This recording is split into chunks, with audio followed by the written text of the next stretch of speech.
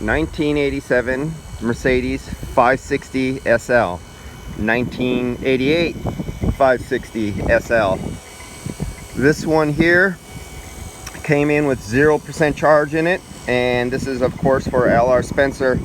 On this one, again, they steam cleaned it so well, I could not find any traces of oil losses anywhere, other than they did leave a little tiny speck of dirt and grease hidden way down there between the engine block on the top side, back side of the refrigerant line from where there was an oil leak coming down the head before. I was able to find that little piece of dirt. Other than that, they do an immaculate job again, just like I explained in other videos when he gets these cars. But I think this one has 70-some thousand miles on it, and it came in with 0 pressure in it. Actually, I think it was under a vacuum. I think somebody took the refrigerant out of this one. 75,000 miles on this one. I'm not doing the air conditioning on this one, but I just thought it was absolutely beautiful to show anyway. This one has 62,000 miles on it, and actually immaculate. No, nobody played with the odometers. They weren't cheated on or anything like that. Everybody always says that. Oh, that's not true mileage. When it comes to this guy, it is. So right off the bat, I always suspect they leak. I always know they leak because all rubber hoses and O-rings have a leak rate from day one. They were actually all have a measurable, calibrated leak check depending on the materials used. Every year the hose gets older, for every foot year, your leak rate increases. It's really common for these cars.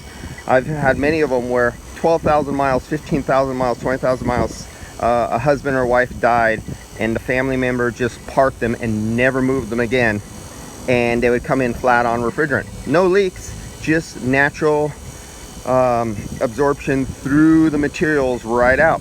You put them under a deep vacuum and it'll go right down to 100 microns. It'll hold for an hour. You put it under a high pressure decay test for 150 psi, put it there for an hour. It'll hold perfectly, no problems. Fill it up, works great. But yet it came in flat on refrigerant. So in this case, right off the bat, I'm going through the triple. First I do before I pressurize it, because I know it had a little bit of, I mean, there was some trace amounts of gas in there, even though it was 0 or somebody had it under negative. Evacuate it first. Then I do a slight purge with nitrogen. I bring it up to like 1 psi, go through the high side. Then I close off the high side to 1 psi, and then I evacuate out of the negative side. So basically I'm pushing the refrigerant, no, not the refrigerant, I'm pushing the nitrogen through, flushing and going down all the hoses and pipes, going through the entire system and bringing it out the high side, bringing it under a vacuum again, going down to a vacuum. And I'll perform this 3 times. This is an old, used, dirty system with moisture content into it.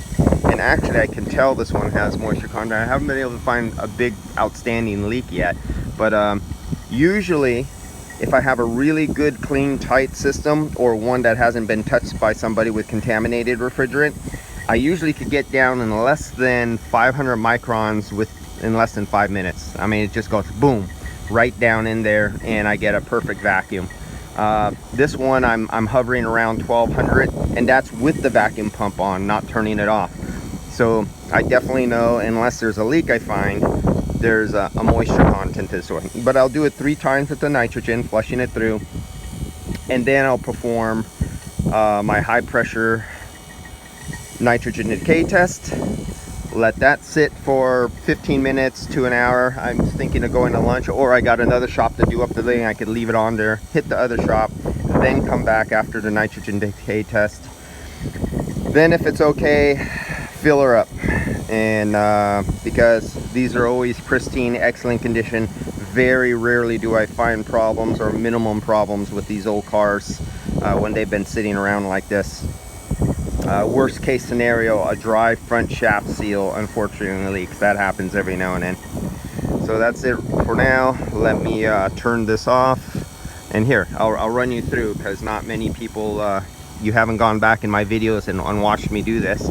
So I just closed the low side, I'm opening the high side, I'm closing the vacuum.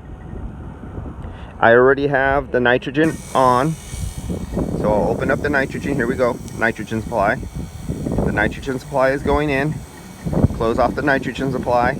This will fall down, this will go up, and a little bit more. Let's get it to plus. Okay, now it's positive pressure. There we go, 1.7 psi both sides. So now I close down the high side. Make sure your nitrogen's off, otherwise you'll blow a lot back and you can get oil all over the place. So I'm opening up my low side, and now I'm vacuuming out again through the low side, and I'll perform this 3 times because this was an old dirty system. And then prior to filling it up with refrigerant, after the high pressure nitrogen decay test, it'll go on the vacuum pump for about an hour, or to hopefully I could get it down below 500 microns, turn off, and it'll hold. But I suspect this one has been contaminated by my lack of ability to get below 500 microns right away like I usually do. And it's just something you start, even though this is the wrong place to take the micron test readings inside your manifold, the best place if I really wanted to get anal about it. But you do learn how to compensate. When you constantly put a micron gauge out here on an adapter fitting, and you put it over here on the high side, while you do a vacuum on the low side, you get a really true correlation. After you do several hundred, several thousand, you start learning what your micron meter reads here at the point of the furthest point on the high side while you're performing your vacuum on your low side. Then if you had another micron gauge here, you would read what this micron gauge would say, and you'd see the difference. It keeps going down as you get farther away from your true point, your furthest point of vacuum. And then if you happen to have a vacuum gauge that has a micron meter here, you would see that's even lower, and they are in steps of hundreds of microns difference from this point to this point. If I took a point right here where the vacuum enters, and if I took a point at the furthest point, you would see there are all several hundred, even thousand. So say this says 500 microns right now. It says 500 microns. If I had my micron gauge over here, I bet you it says about 1800 microns at this furthest part. What is nowhere even close to where you need to get. You would have to stable it out by closing off the low side and waiting for the level. Think of water jostling inside a bucket. When you push a bucket and you have to wait for it to actually settle out and level, the vacuum does the same thing. When you're from one side to another, it takes a time for it to level out and stable. Might not sound logical, but once you truly understand it, it does. Okay, so I'll keep performing this and we'll see what we find after I charge it up.